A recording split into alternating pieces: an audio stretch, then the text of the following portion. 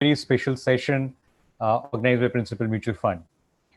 We all know about, these are unprecedented times, and we understand at these times, not only you have to take care of the well-being of your family and yourself, but also as a behavioral coach to your customers and investors and help them, in these unprecedented times. As you know, at Principal, we really value a partnership. We are thankful for your partnership, and in this journey, we are together. If you look at, in a couple of months, we have organized a series of speakers coming in and talking to you. We had our global speakers from the latest one, Mr. Bob Barr, our chief policy economist, who came in and he talked about economy and markets. And before that, we had another speaker, Mr. Binay Changotia from our principal global investors talking about the global markets. And today, in that series, we have one more esteemed and a very, very respected speaker with us who will talk and share his perspectives on the market. But, before that, we all know that these are times when a lot of questions which are there in your customers' mind, investors' times, because if you look at from July 2014 to August 2018, in 4 years, Sensex moved from 26,000 to 38,000. So that entire 12,000 journey was traveled in 4 years. While today, if you look at from the March lows, we have already traveled that journey of 12,000 points from 26,000 to 38,000, in just 4 months.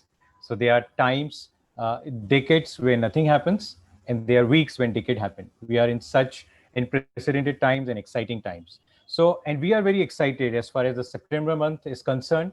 Why we are very excited? Because we have something very special to share with all of you.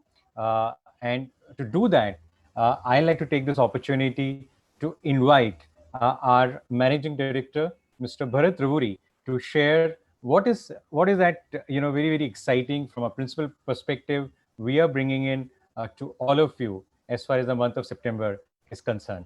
So with this, over to you, Bharat. Thank you, Gaurav, and good evening, everyone. Welcome to this special webinar at Principal. I know all of you have come here to listen to Mr. Madhu Khela, and I'm not going to take too much of your time, away from that. I do want to talk to you about 2 or 3 key points that are specifically working from a Principal perspective, what we are kind of really working upon. At Principal, we are trying to be more customer centric, focus both on the investors and our partners. We got quite a distance to be able to cover in that. We are nowhere near where we would want to be in the journey, but we want to be more customer centric. We want to be an adaptable organization, and we want to be an innovative organization. Let me give you a couple of points on what we are doing in these cases, right? When I talk about the customer centric, now we all know that we cannot be successful in this marketplace or in this country unless until we partner with all of you and ensure that you are successful in your businesses, because when you are successful, we would be equally successful in traveling the journey along with you. And therefore, at Principal, we want to be much more of a listening organization than speaking organization. We want to listen to what your investors are saying, and we want to listen to what you're saying. And as part of that listening process is when many of you have expressed interest to be able to listen to market experts a lot more. And this session that is being organized is an example of the activities that we are taking to listen to what you as partners have to say. We're also been speaking to many of you, and we would love to continue to have those set of conversations on what we as an organization can do to help you be more successful. We plan to bring in some fairly interesting business tools and platforms and information and knowledge to all of you so that you can engage in better conversations with your customers and grow and build your business. And, at a point of time in the future, we will talk a little bit more about that. When it comes to the innovativeness, we know that we cannot be successful out here if we create a Me Too kind of a product, right? And we need to kind of really create differentiated products in the marketplace. We are working on some fairly exciting product roadmaps that we look to be able to launch in the next 6 to 12 months. But to start the journey in a smaller way, I'm excited. In the month of September, on September 28th, we are launching a large cap fund. But this is unlike any other large cap fund that is available in the market, right? This is the first large cap fund in India that brings the large companies from India and large companies of US together in, right, for our services, for our customers in the portfolio. So we are excited about this proposition. Some of the back testing of the data that we have kind of really seen is this combination of the India and the US on majority of the periods tends to kind of really give higher returns and brings more stability to the portfolio with lesser volatility. So we are very, very excited about it. You know that we are a global company. We have a deep expertise in many of the countries where our investment desks are present. We have research, and more importantly, we have local knowledge. We are tapping into that local knowledge that we have of the US to be able to select some of the best stocks to kind of really bring that into our portfolio out there. There is a lot of information that is available around the large cap fund that we will be sharing with you in the days to come. Please watch out. But it's a very, very exciting proposition. The new fund launches on September 28th and closes on October 12th. So I would ask you to look out for it and engage with all of our relationship managers or reach out to any of us. Learn more about how we are doing both the India and the US components, and more importantly, how we are managing and what is our stock selection process of the US portfolio and how we are tracking the performance. I think, we kind of really are excited about the way we were able to bring that fund together.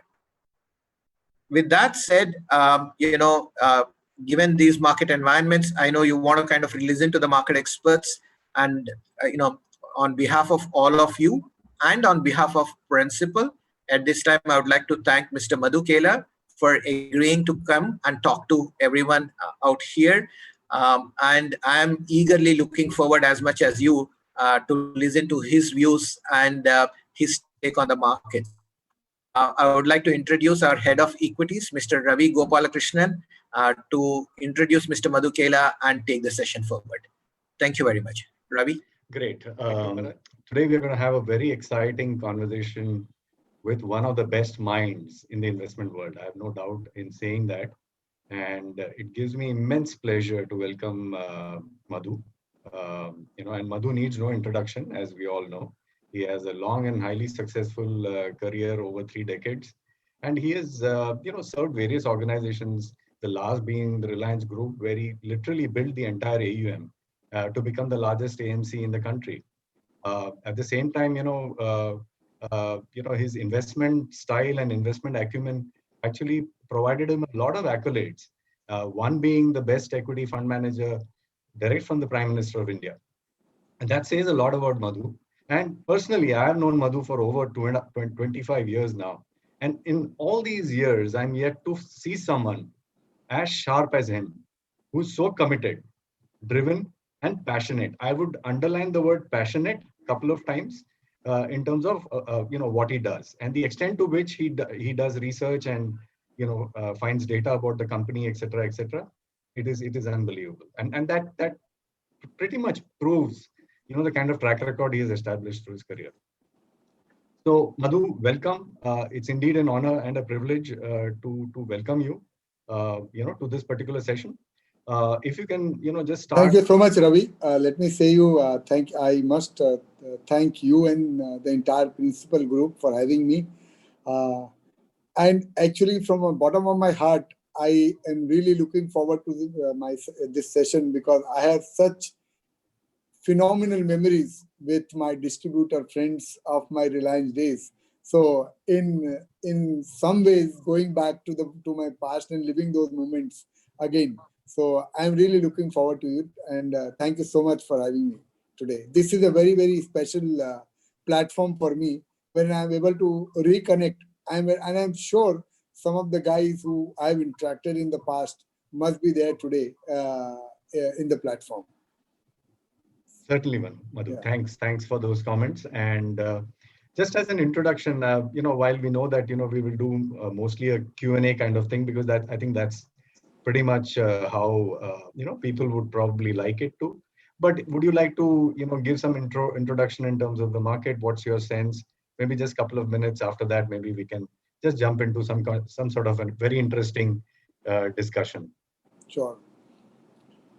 So Ravi, I think as they say, every time the market is different, and this time around, that is far more valid than it has ever been, at least in my investment career. That, all which we learn, we have to be open to relearn and unlearn practically every day. Because if you read some book 25 years back and if you thought that you know the investment world and this is how it functions, I think it is very easily possible that you can become very, very redundant. And look at, in our history or careers, we have never seen these kind of moments. You have lockdown. A friend of mine called me that, sir, ये lockdown हो गया है, कल 5% खुलेगा, 10% खुलेगा कि 20% नीचे खुलेगा. मैं बोला भाई अभी तो हो गया है लॉकडाउन, अब क्यों नीचे खुलेगा? So that is something which the experience, experience tells you that you can never believe. You have to always be able to preempt. Tell me, Ravi, how many people would have emphasized that market will go up from 7,500 to roughly around 12,000 in matter of 4 months when the whole country is locked in? Absolutely not a single one.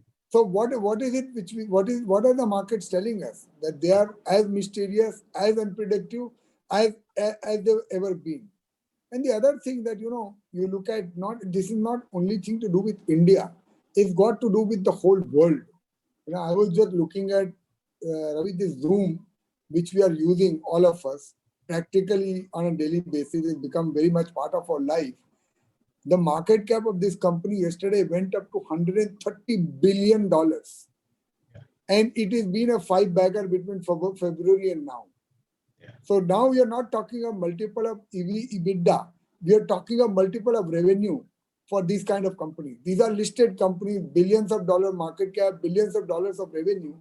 So I think these are very, very interesting times we are living in, wherein, a lot will depend, and these are actually best times, I would say, to be with a sharp mutual fund manager, because as an individual investor, how much of this will you be able to catch on, how much of this will you be able to hold on, how much of this you will be able to understand is very, very difficult to predict, right? Abhi kya hai, Ravi, ye aisa ho gaya na abhi, that it is not a time when you say, okay, I'm not taking a risk.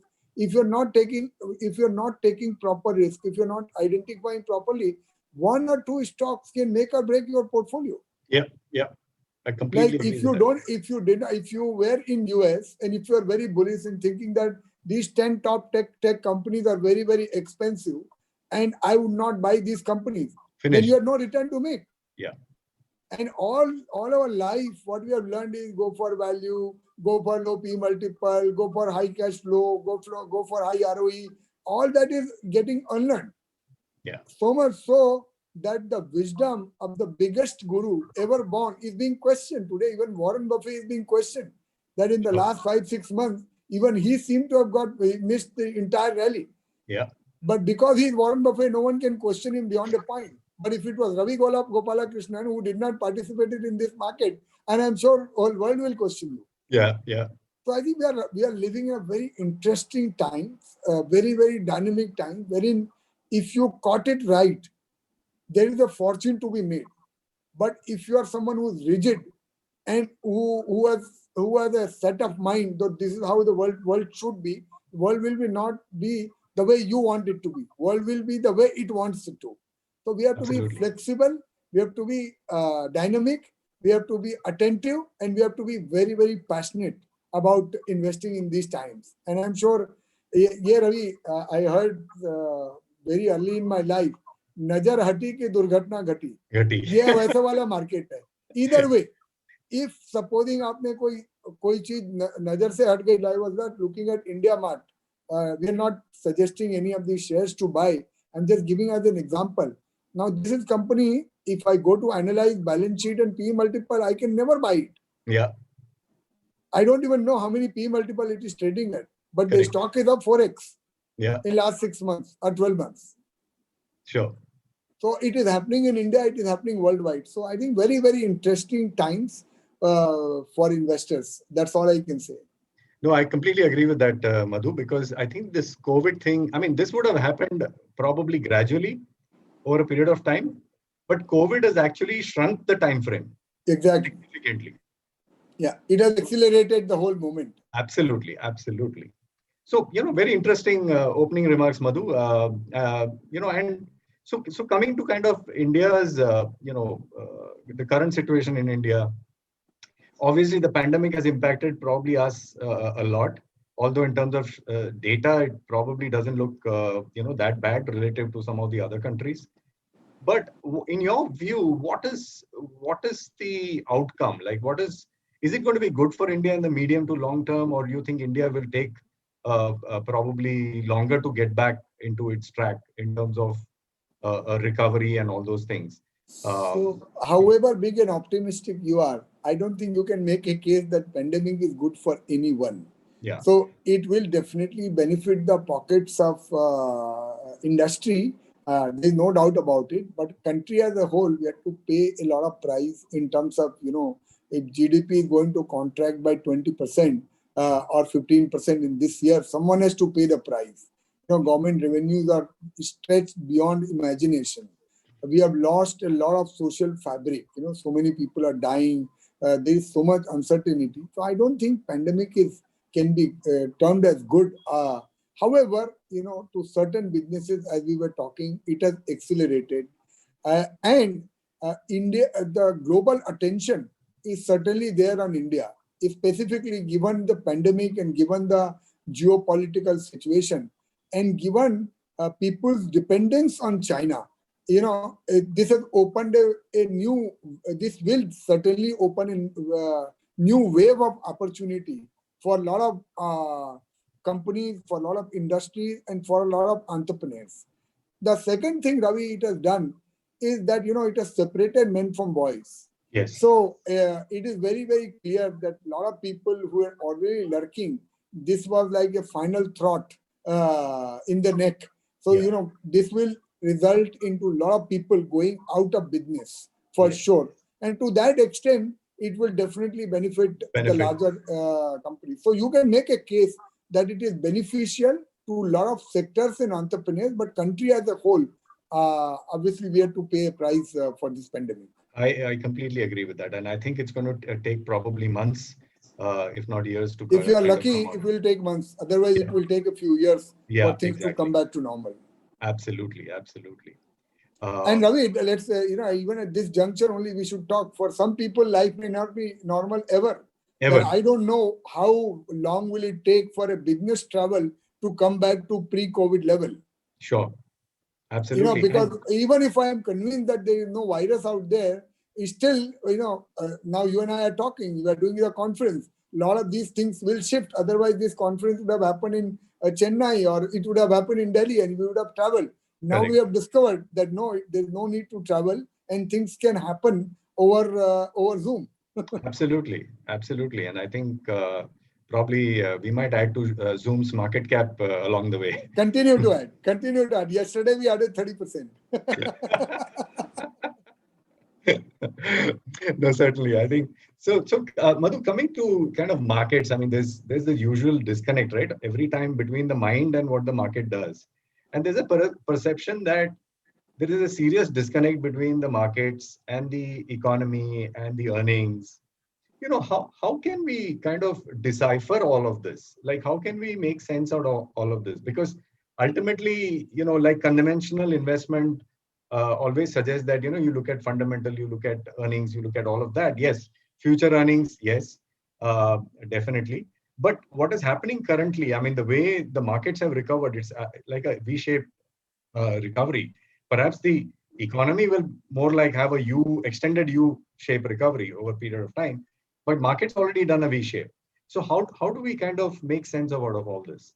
So Ravi, I think let's divide this thing into this discussion into two parts. One is economy versus market, and whether it is you or we for everyone, or it is only there for select groups. Like, so even when we go in the past, markets will always tell you the future and they will always be ahead. So what this market is telling us, that this pandemic is not as serious as it was being made out to in the month of March or April.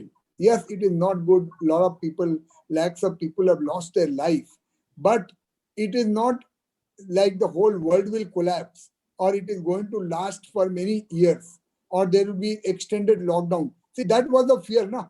Otherwise, Yeah. what the prices which we saw on 23rd March, those prices will not be possible.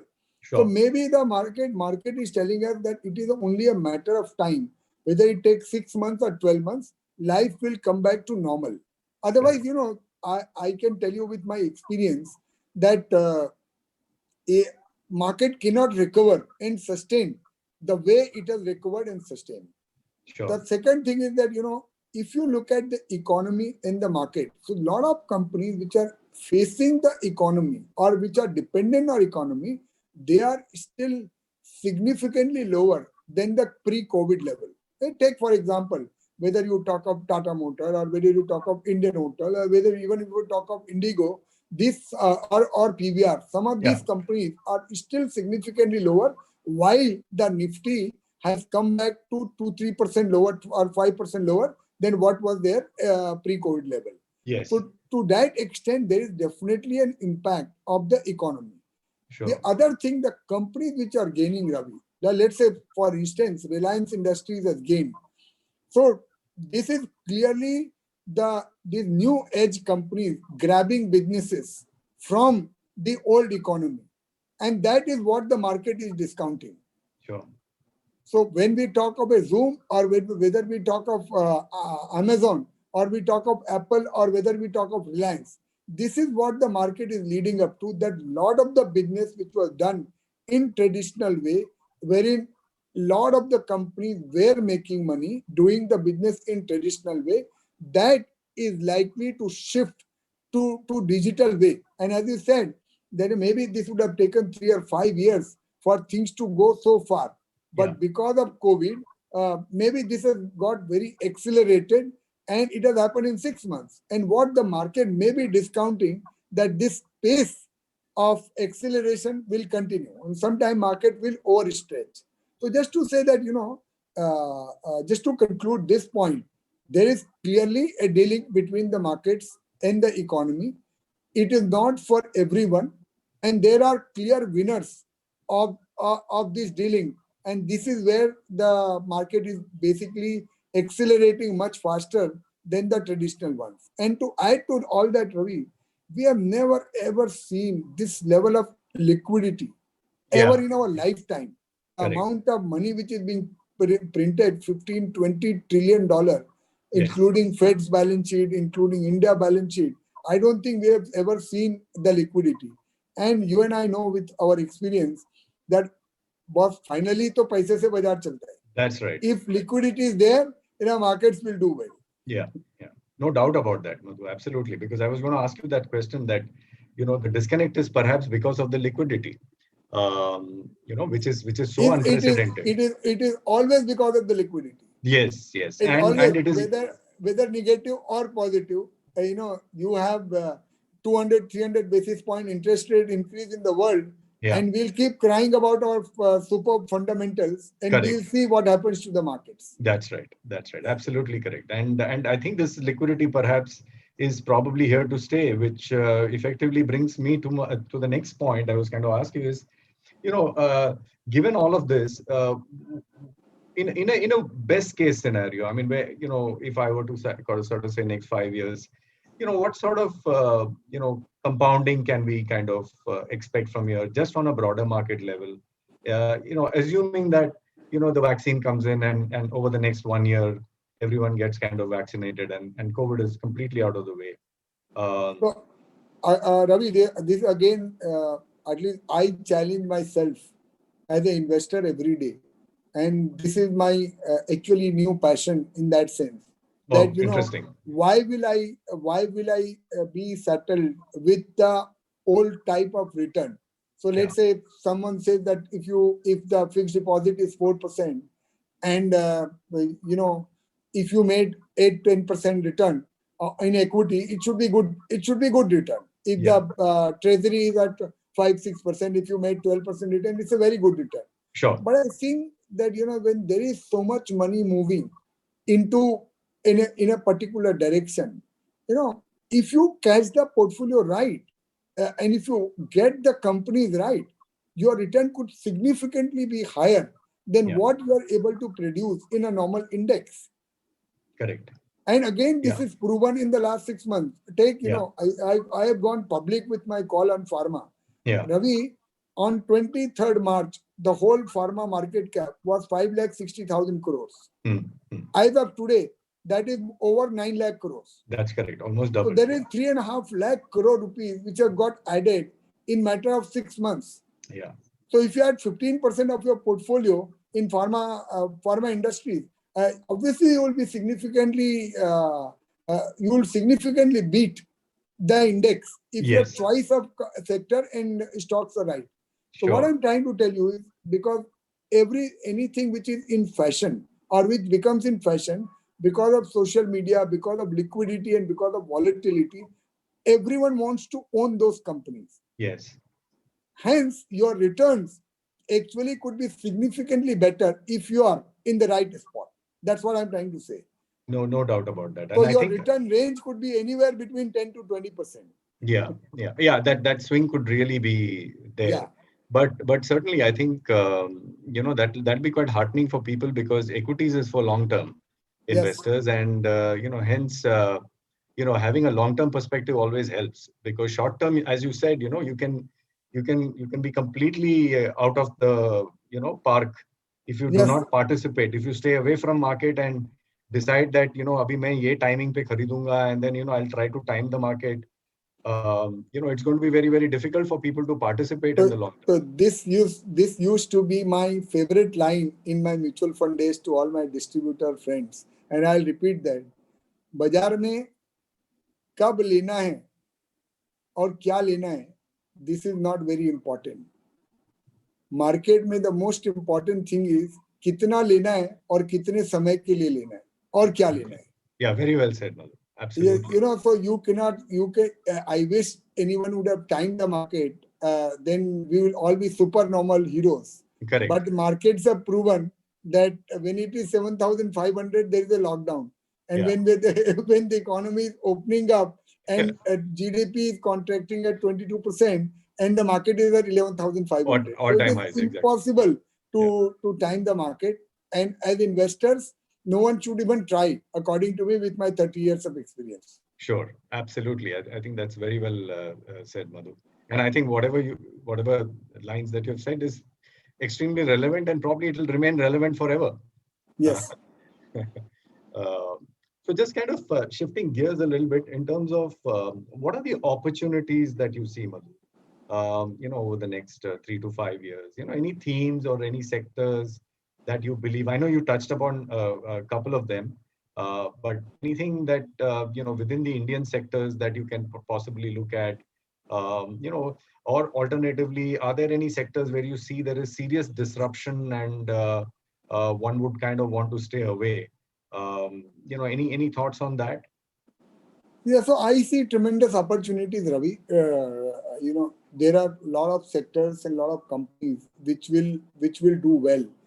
So let us say anything got to do with this digital moment, because I do not think that, even after COVID, life will go back to what it used to be pre-COVID. It will take a lot of time before people reconcile to the same style of working.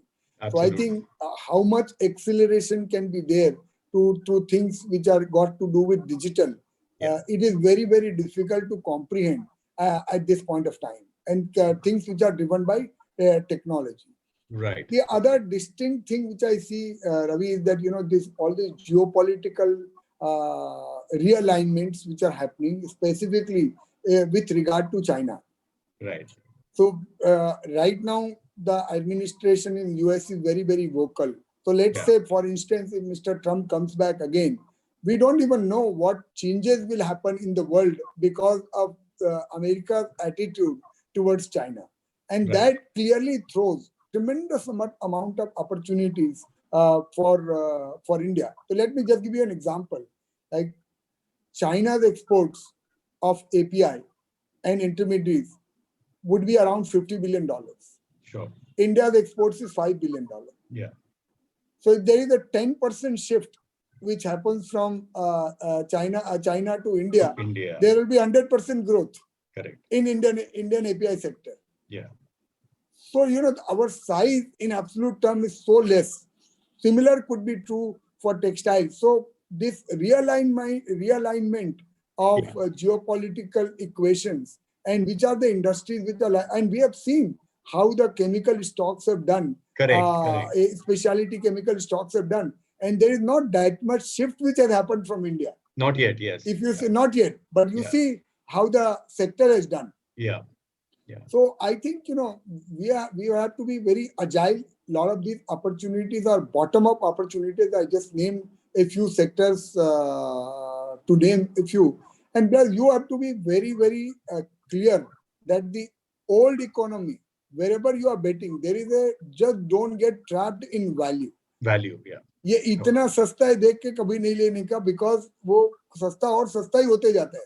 Sure. And sometimes we have seen what happens to सस्ता.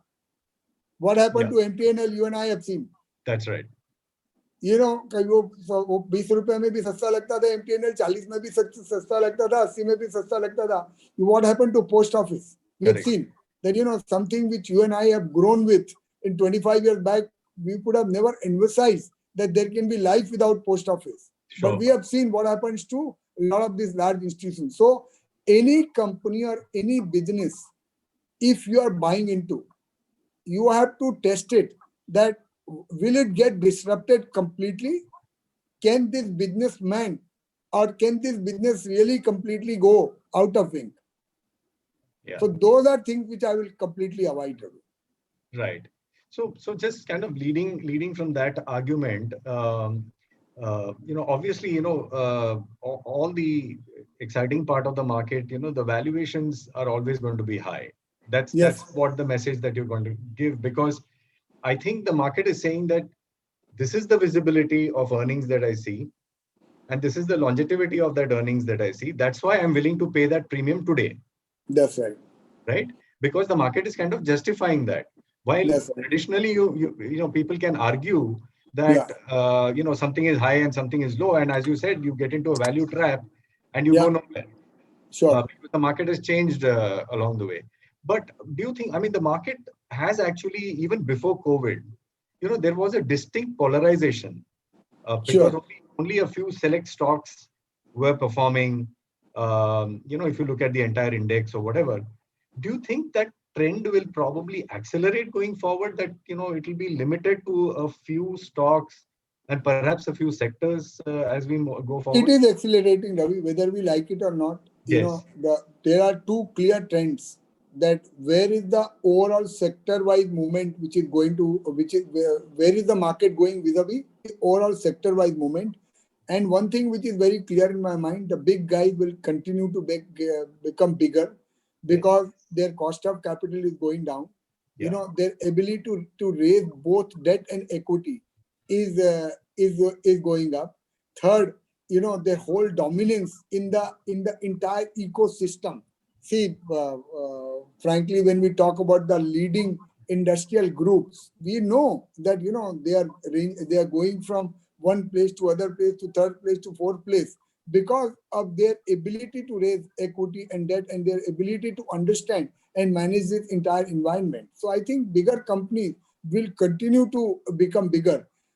And my earlier point, Ravi, it is not that they become expensive and you can't buy it. They are so volatile that you get so many chances to get an entry into this. Yeah. Again, I'm just trying to prove all my point through one example. Like the Bloomberg screen is in front of me.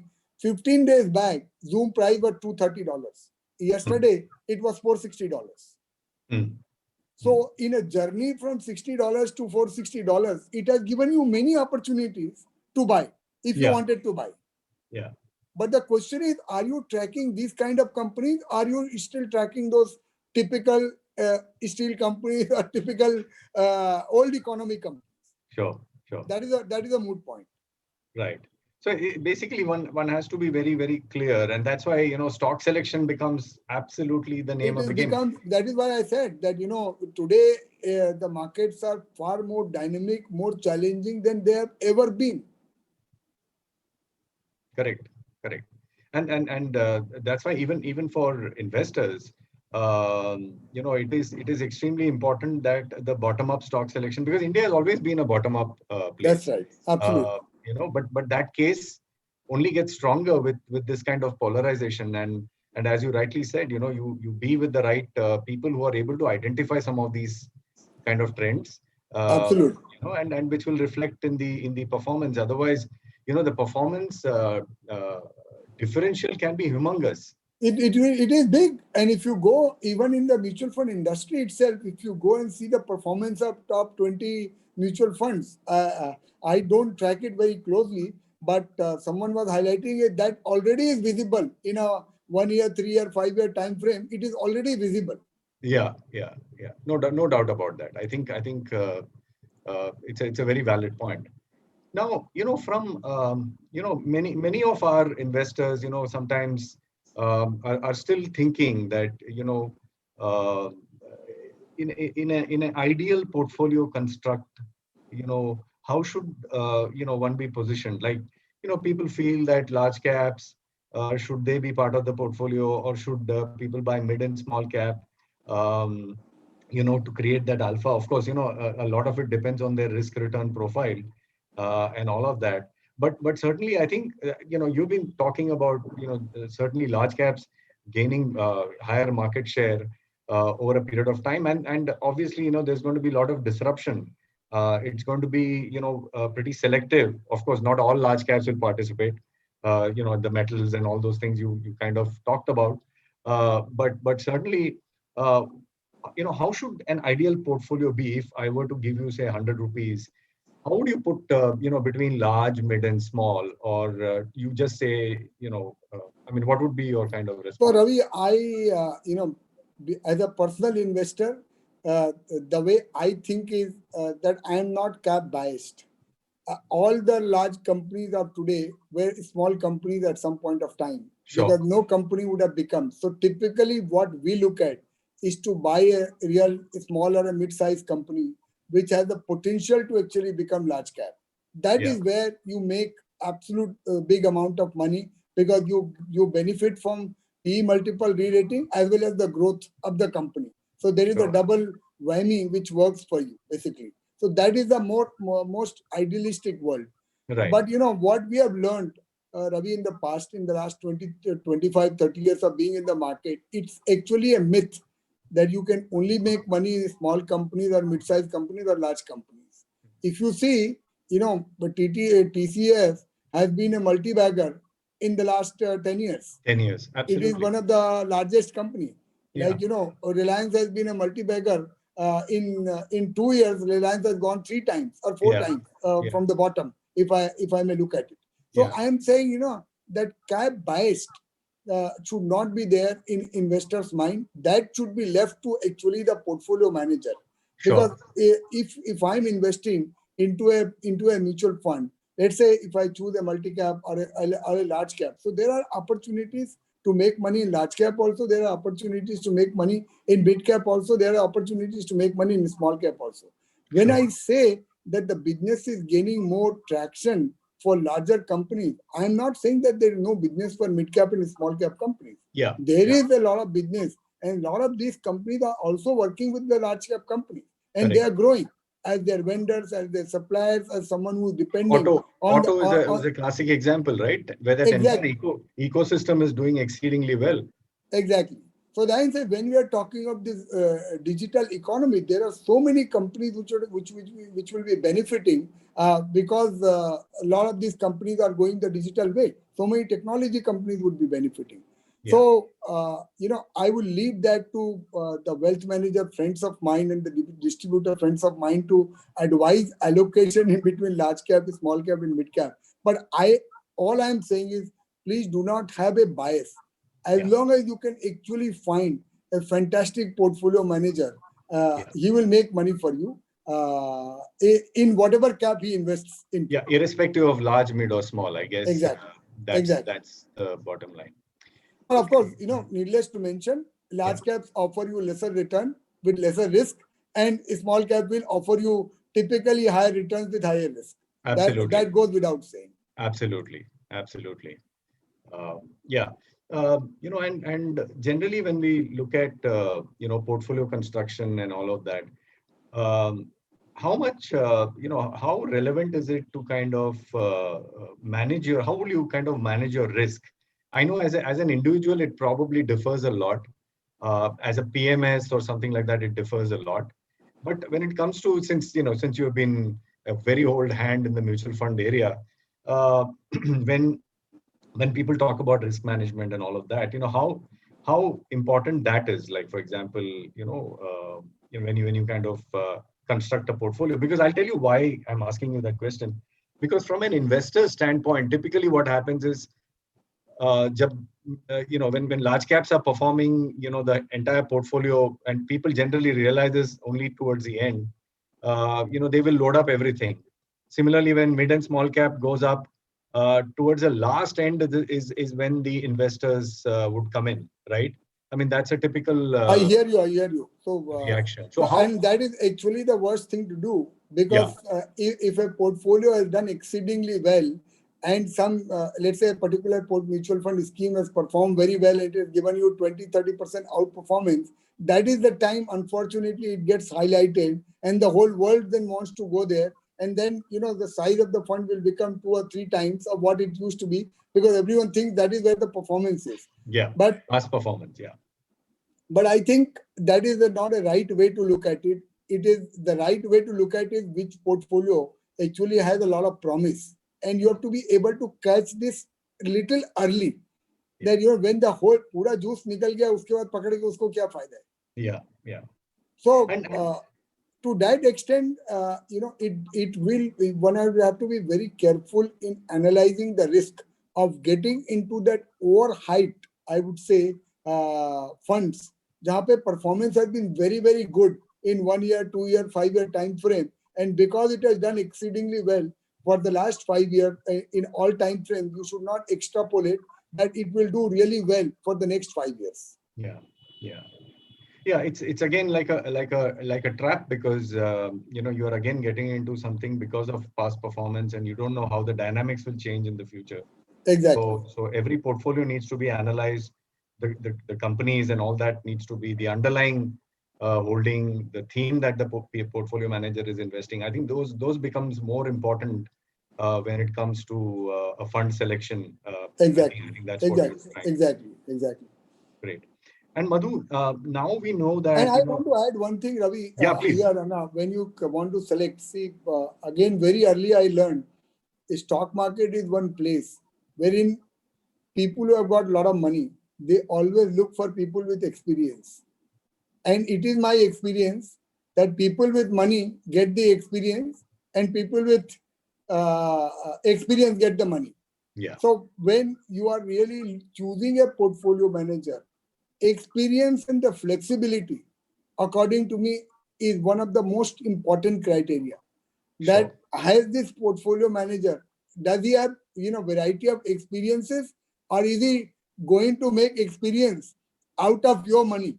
Because वो पक्का, it's like swimming pool में अपन जब तैरने जाते हैं ना, अपने को कोई कितना भी कानून सिखा दे, ऐसा करना वैसा करना, पर वो 2-4-5 बार पानी जाएगा नहीं मुंह में, तब तक के स्विमिंग आ नहीं सकता है, right? Absolutely. So investing is similar. However many books you can read, but till the time you don't invest money and you lose money and you have your own thesis, that तब तक के market समझ में नहीं आएगा. Absolutely. So one of the important criteria is do not go to a very new fund manager. At least I am of the school of thought that he should not experiment with your money. So you have to go with the experienced hand. But the other added thing is that experienced hand should also have flexibility. Yeah. तो अगर रवि ने decide कर लिया कि बस मेरे को सिर्फ वैल्यू खरीदने का है, and I do not care because this is how I made money, and I am unwilling to look at what is happening in the market, that rigidity will kill your experience. Absolutely. The only experience which we have is that markets are subject to change. They are subject to dynamic evolution, and we have to be subject to that change. That's right. That's right. So very well said, because यहाँ पे advisors बहुत मिल जाएंगे, लेकिन करने वाले बहुत कम है. Exactly. You know, Exactly. with people with experience, you know, definitely makes a lot of difference, and you need Experience to and evolve. flexibility. Yeah, I'm saying flexibility. one of the traits which I learned, Ravi, that you cannot have a rigid mindset when you comes to investing in the markets. You Correct. have to have an open mind. You have to have the flexibility. Otherwise, कैसे ले सकता है यार? तू मेरे को बताना, किसी ने एक शेयर नहीं ले पाया होगा 15 साल में, जो वैल्यू इन्वेस्टर है वो अमेज़न में एक शेयर नहीं ले पाया होगा, and $2 trillion का company. Why go that far? You remember Warren Buffett missed out the entire IT rally because he said that you know, I don't understand IT, and that's the reason. And finally, 35% of Apple is owned by him, and that is what I'm saying. Maybe at some point of time he realized and he became flexible enough. Correct. Just remove Apple from Warren Buffett's portfolio. It then becomes an absolutely average portfolio. Absolutely, yeah. That one stock made all the difference. Exactly. No doubt about that. So Madhu, now you know, with Indian investors being allowed to go global, in the sense that, you know, you have the government has relaxed you know, the limit in terms of, you know, you can go and buy out stocks outside you know, the Indian jurisdiction. How relevant is global investing? I mean, the trend is catching. I think it is very, very relevant, Ravi. Very, very relevant. I again say, provided you can find a good fund house and you can find a good fund manager. Yeah. So diversification for the sake of diversification is not good. It's not good. Let me give you another analogy. अब मैं मारवाड़ी आदमी हूँ, कोई मेरे को बोलेगा सिर्फ तू मारवाड़ी लड़की से शादी कर सकता है, then I am restricting my eligibility ना. Yeah. See, investment is like this. किसी ने ये थोड़ी बोला कि अपने को सिर्फ इंडिया में पैसा कमाने का है. Correct. I would say if I had the flexibility, I would have put 50% of my wealth in American markets in the last 5 years. Yeah. Because that is where the biggest of the companies have got created here. Absolutely. So again, it is the old school of thoughts that, you know, we should only invest into what we understand. See, what we are understanding is that the trends are global in nature, and there are a lot of large companies which are getting created out of India. And if you have that rigid mindset, no, I will only invest in India, then clearly you are missing on that opportunity. Having said this, just because I have the flexibility to invest, I cannot just say tomorrow morning decide that Madhu Kela ne bola global investing karo aur main kal se subere se chalu ho jata hu Google Pay. That's not how you can invest. You need experience. You need that edge. So I am saying that, you know, I don't know whether you guys have a global product or not, but if you had one, I would clearly go by it, because principal is present into a lot of global markets, and you have a lot of good experienced portfolio managers who have been working. So, you know, clearly it's an option which I would have evaluated. Yeah, no doubt about that, Madhu. And I think the same principle applies there also. And US has always been an innovator, right? Yeah, absolutely. Decades to decades. Now, China, I'm just adding my kind of thoughts to this. China has been a challenger, but not through innovation, through copying. Sure, absolutely. You know, copying can get you only so much. Yeah. In my view, the US is going to be the leading innovator for the next 50 years. Sure, undoubtedly, and that is what they have proven. The biggest company, whether it is Facebook, whether it is Amazon, whether it is Apple, biggest of the companies which have innovated on any product, technology, services, they mostly come from the US. Yes. Great. Now, just switching back to the local this thing, and you know, one other kind of disconnect that we see in the last couple of months is, again, you know, massive participation of retail investors. You see, FII flows have moderated a little bit. Mutual funds last 2 months, I don't know if you track them closely, but last 2 months have been negative.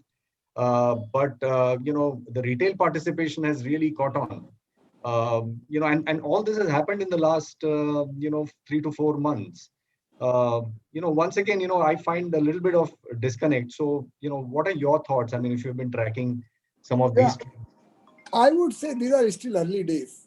Okay. We should not get overly alarmed by that, because you know, and retail सबको लगता है कि retail एकदम बाद में तेजी में आता है, but let me tell you there are I have seen those professional retail investor like one my मेरे सगे मामा जी है Ravi, he never asked me about the stock market and I can tell you he may have done even better than me because वो देखते रहते उन्होंने जाके 2 साल पहले रिलायंस खरीद लिया.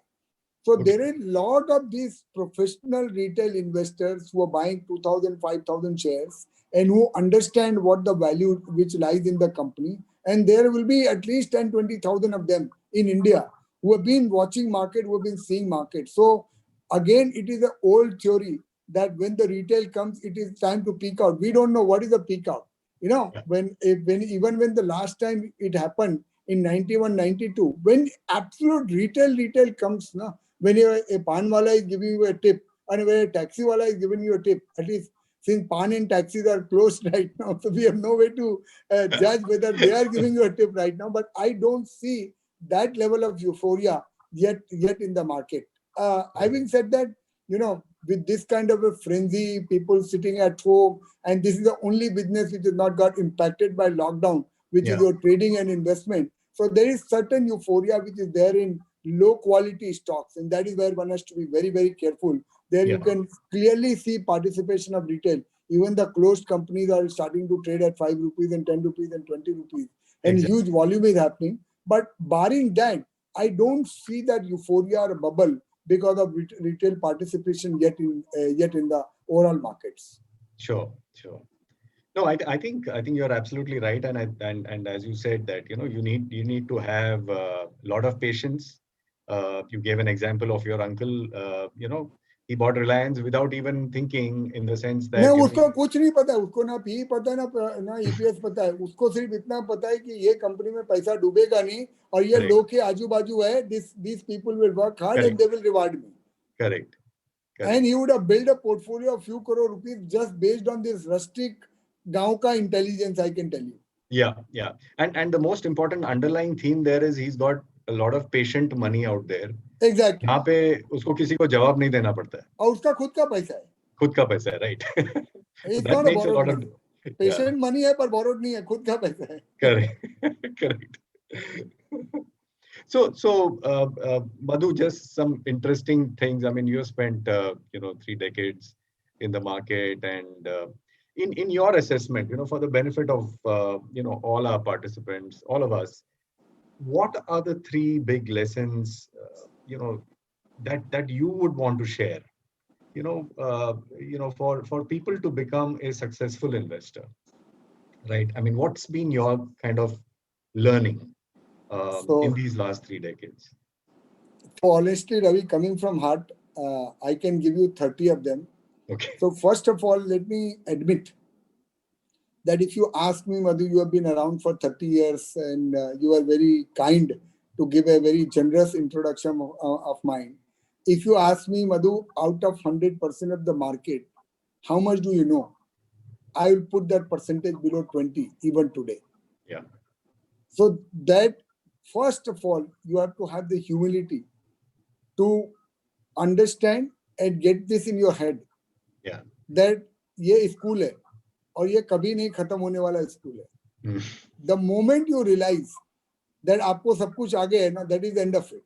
Yeah. So that quest and hunger for learning should never stop. Sure. That openness to say that Ravi can teach me something, or a small distributor can teach me something, or a chartered accountant can teach me something, or a CEO can teach me something. The moment you know that मेरे को सब कुछ आता है, वो खत्म हो गया. Yeah. So that is the lesson number 1. That the quest and hunger for learning should never stop. Sure. The second learning is, sometimes we feel that ये 100 रुपए का 200 रुपया हो गया, ये बहुत बढ़ गया है यार. Yeah. अभी कुछ सस्ता वाला देखते हैं, या को नेक्स्ट इन्फोसिस कौन सा हो रहा है देखते हैं, या नेक्स्ट लेट्स से गूगल कौन सा हो रहा है वो देखते हैं. पर कभी कभी वो नेक्स्ट दिखता नहीं है बॉस. तो what I realised is that the size of the opportunity in this place is far larger than any one of us can think or visualize. When Amazon got listed, Ravi, in 1996, by 2001, it was down by 96%. Correct. Wipe out ho gaya. And the market cap had fallen below $1 billion. And from $1 billion to $2 trillion in matter of 20 years. 20 years. Yeah. Kotak Mahindra Bank's market capitalization was 70 crores only in 2001. And it is 3 lakh crores today. Correct. So the other thing is that, visualize that this opportunity is far, far bigger than we can think. Third most important thing is that, when you buy a company, let's say if you're not buying a mutual fund, a lot of the time we worry कि यार मैं ले लूंगा, वो कोई बेच देगा, इसमें से supply आ जाएगा, there is so many sellers which are there, or who will buy this kind of company. So again, one of the key my learning is that, अगर लड़की अच्छी है तो ब्याने वाले बहुत मिलेंगे. So we have to be able to focus on good companies, great managements. I am very sure there are enough buyers which come on that. Right. So underlying theme is quality is what underlying theme is quality and longevity. Yeah, correct. I mean, look at the size of opportunity, the promoters, obviously, all that makes, and how well placed they are to capture that opportunity. Exactly. And the fourth key learning is that there is bull market going on somewhere in the world all the time. Yeah. Sure. So like, last 5 years, there is a tremendous bull market which is going on in gold. And all of us have missed it. At least I did not participate because I did not pay attention to that, to be honest with you. It was not a difficult call to make to allocate 10-15% to gold, but it was a tremendous opportunity. Yeah. So this is where our personal bias comes into play, Madhu. Right? I mean, classic, like, will I even think of investing in gold? Answer is no, because I think equity is better. Exactly. So which is why I'm saying, but if you are open to that, there is this thought that there is a bull market which is going on everywhere. So a lot of people, when this COVID happened and 23rd March happened, everyone went into deep depression. Pata nahi kya hone wala hai, boss, pura country डूब जाएगा, दुनिया डूब जाएगा. But a optimistic like me was analyzing next bull market किधर चालू होने वाला है. Yes. So maybe it is digital, maybe it is pharma, maybe it is China related stuff. And you see, if you are able to catch a few things, it makes all the difference in your portfolio. But the underlying theme is, are you willing to reconcile and recognize that there is a bull market which is going on somewhere or the other place all the time? Yeah. No, fair point, Madhu. I think that is very, very useful. And and my final question would be, any 3 things that you would think that investors must not do. I mean, these are 2 or 3 things that investors shouldn't do. I know you answered quite a bit in your responses and all of that, but what would be the top 3 things that investors who are looking at stock markets should absolutely not do? So who am I to give advice? But again, these are some words of experience. No, from your learning. I mean, but I'm just saying. So Ravi, first and most importantly, life में डेढ़ शाना नहीं बनने को देखना चाहिए investor को. शाना बनना ठीक है. तो आप बोलोगे मैं बेस्ट टाइमिंग भी कर लूंगा, बेस्ट स्टॉक भी पकड़ लूंगा, मेरे को सब चीज एकदम लोएस्ट भाव पे मिल जाएगा और मैं हाईएस्ट भाव में बेच जाऊंगा. तो शाना बनने तक ठीक है, बट डेढ़ शाना बनने का कोशिश मत करो, नहीं तो अपॉर्चुनिटी जाएगा. Right.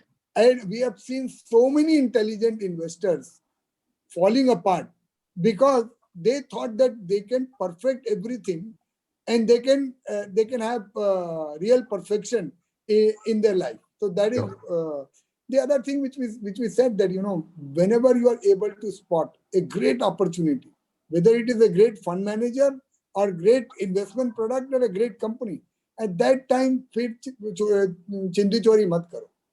मतलब if you decide कि ये बहुत लंबा रेस का घोड़ा है, at that time then you don't start to timing अच्छा घटेगा तो लूंगा, वो कभी घटता नहीं है. ये जो अच्छी चीज होती है ना, वो हमेशा महंगी रहती है. Yeah.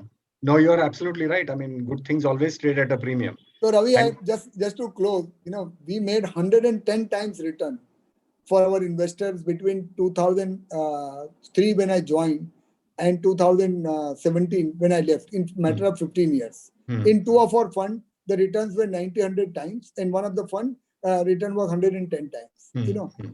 तो किसी ने देखा होगा कि यार ये तो 2 गुना 3 गुना इन्हें भी हो गया, अब ये क्या बढ़ेगा, बेच देंगे, हाँ.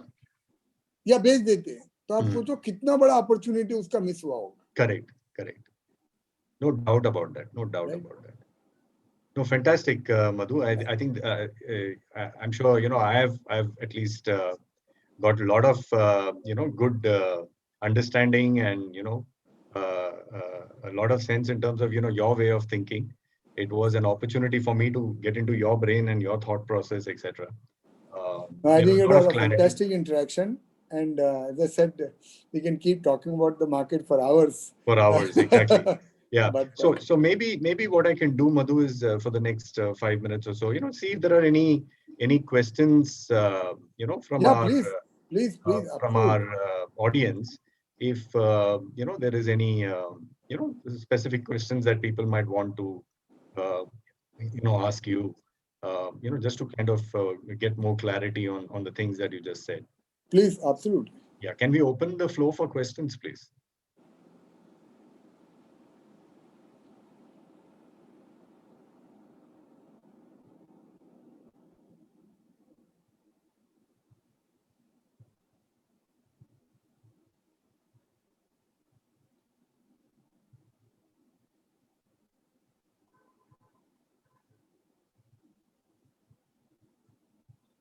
Minal, just let me know when the first question is there, because I'm not able to see any questions yet.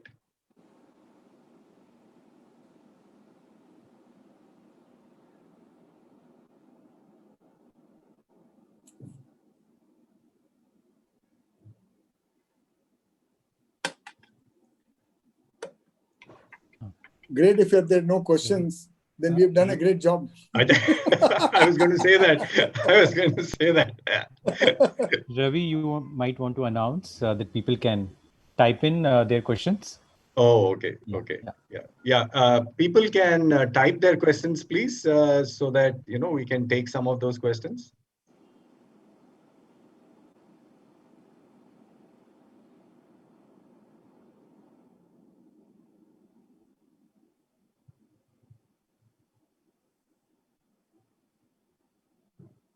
I still don't see any questions, Minal.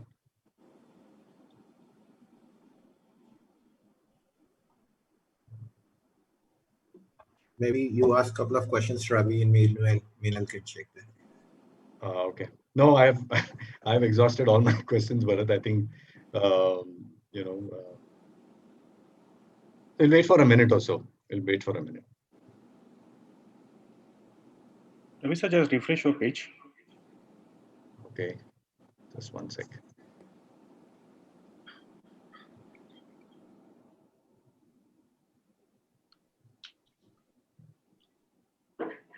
It's got me out of that, actually. 1 second.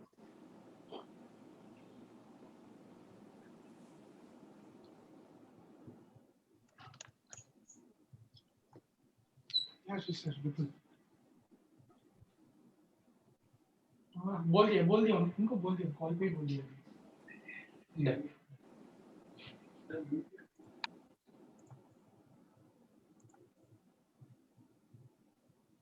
Yeah, okay. I think I got a few of those questions. So there is one gentleman who's asking, as you said, markets runs on liquidity. So till what time we are expecting liquidity from the US markets? I think there's no time which we can put through. But what the Fed has done last time to say that they will look at average inflation rather than an inflation. So we will have to look at when the inflation starts to pick up in the US and when the actual rate hike cycle reverses. Till that time, I think there will be benign liquidity. So it is safe to assume at least this is around for 1-2 years. Right, Madhu. Thanks. The second question was your view on the US dollar. So, I think there are two answers to that question in two parts. One is the short term and second is medium and long term. So I think medium long term, given how much liquidity the Fed has pumped into, And given how much money they are spending on this coronavirus and how stressed the finances of US also are, so medium term, I would say dollar will continue to depreciate. But in the short term, I think the whole world believes that dollar is gone. So there is a possibility that we'll have one strong throwback at some point of time. Okay. There's another question, which says, will there be a global recession once monetary easing is over? So, after, I would imagine, post the liquidity, will there be a global recession? अभी तो party चल रही है boss मजा करो. I think these things are very, very tough to predict, and I would not like to hazard a guess. Is there a possibility? There is always a possibility, but I don't see that happening as of now. Right. Okay. And there's one gentleman who's asking, I want to invest my surplus money for a period of about 3 years. What would you recommend? Equity fund, debt fund, and which category? I think it's very important to do a proper allocation rather than just putting 100% in debt or 100% in equity. And depending on what your age is, what your risk profile is, I'm sure one of our distributor friends will be able to help you because they do it on a day in and day out basis. But I would say portfolio allocation is very important rather than saying that I'll put 100% in one asset class. Okay. Another question is, what are your thoughts on mid-cap valuation? I guess the question is, since it's run up so much, whether there is, still some... there is still a lot of juice. At least I invest all in mid-cap companies. There is still a lot of very, very good quality, high-quality companies still available at reasonable valuation. So there is still a room. I can't make that case for everything, that everything is cheap or everything is expensive. But selectively, things have become very expensive, and selectively, there is opportunity also. Excellent. One other question is, how does the banking sector look now? Is it a good time to invest in the banking sector? I think it has been an underperformer, Ravi, as you know, in the last 6-9 months. Right. And banking and financial services is a backbone of any economy. So if you are a 3-year investor, then clearly it is an opportunity to do kind of an SIP on every dip over the next 6 months and build this portfolio. Right. Okay. Another interesting question is, how to select funds in today's market. It's been very, very difficult. I would imagine, differentiate between funds or whatever. Again, there is no generic answer which I can give, but the answer which I will give, that there are more than 500 mutual fund schemes, and there are 30 asset management companies. Right. So do not go in any portfolio, a portfolio manager chooses 30 companies out of the 5,000 companies which are listed, right? So you will have to be able to make up your mind that, okay, these are the 10 mutual fund schemes I trust, or these are the 10 fund managers I trust, and stick to that. And then within that, then you have to have some large cap, mid cap, and small cap holding. But do not make a portfolio just of 20, 30, 40, 50 mutual fund schemes. Because if you are capable of doing that, then you might as well go and buy stocks. Sure. Yeah, makes sense. Yeah. Based on your views on the pharma sector, after such a steep rally, do you still hold that view? Is one of the questions. Yeah. So I think there is going to be some kind of a consolidation, but I don't think the sector has fully exhausted in terms of its potential. I clearly still see a lot of opportunities, specifically in mid-sized pharma companies. Okay. But you have to be, aware that it has run up quite a lot, and there could be some correction of 10, 15, 20% in any name, or there could be consolidation of 3-6 months. But that, if my investment is that if I buy something, I'm hold it for 5 years, and I'm willing to go through this. Sure. And your view on the chemical sector? Still quite positive. But in chemical, you have to be little more vigilant, because there the valuations are In some of the companies, actually, the valuations are going into other end. So on chemical, I would be very, very vigilant of what I'm buying. Right. Okay. Even more than pharma. Okay. Okay. Okay. Okay.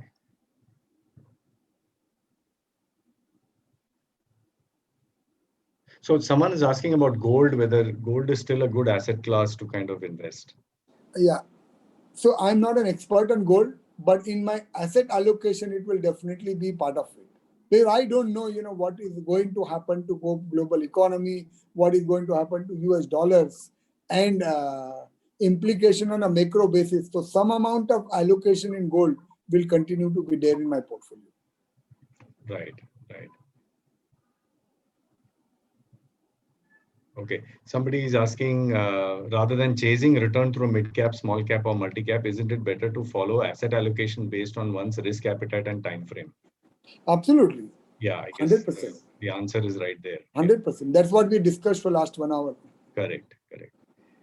One other interesting take will be on how do you see the future of passive funds in India? So again, they are here to stay.